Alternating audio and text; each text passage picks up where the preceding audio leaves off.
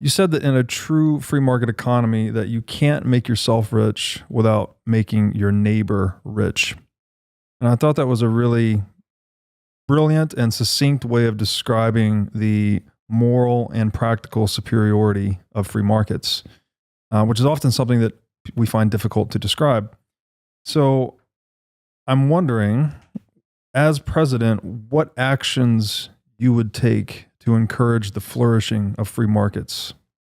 Yeah, I mean, I was using that in the context of environmental pollution, which is an action where, in every case of pollution, you have a polluter, which is an actor in the marketplace, who's externalizing their costs, who's forcing the public to pay part of his production costs. In a true free market, if you're an actor in the marketplace and you want to get a product to market, you have to pay all the costs of getting it there, Right.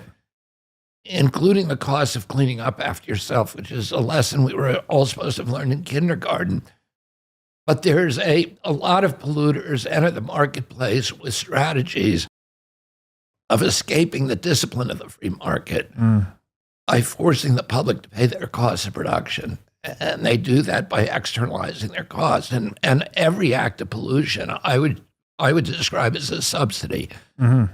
It's a fat cat using political clout to escape the discipline of the free market and force the public to pay their production costs. In a true free market, we would have to, every actor would have to properly value our natural resources. And it's the undervaluation of those resources that cause us to use them wastefully. Yeah.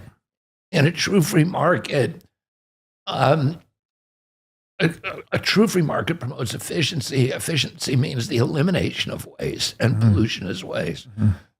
What polluters do is they make themselves rich. You know, as I said, that in a true free market, you can't make yourself rich without making your neighbors rich. But conversely, what polluters do is they make themselves rich by making everybody else poor. So they raise standards of living for themselves by lowering quality of life for everybody else. In that context, my strategy, which has always been my strategy, my approach to pollution and the environment, is to force everybody in a marketplace to pay the true costs of their operations. What we have in our country now, at least in the pollution realm, but really across the board, is not free market capitalism, it's corporate crony capitalism.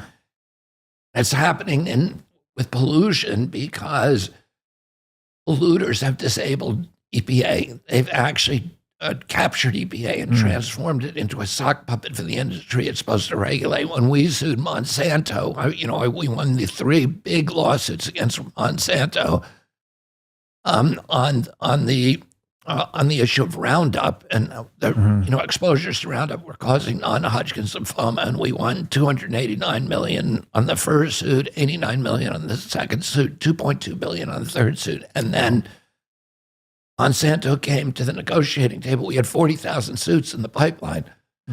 They came to the negotiating table and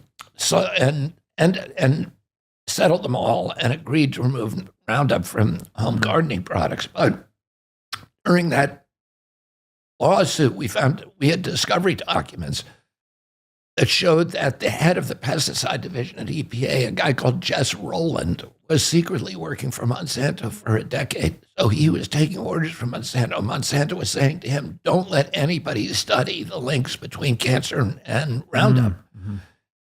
And so he was bringing in these phony mercenary scientists, we call them biostitutes, to ghostwrite studies that exonerated Monsanto, that exonerated glyphosate and Roundup from the cancer link, and they were lying about science. He was killing studies.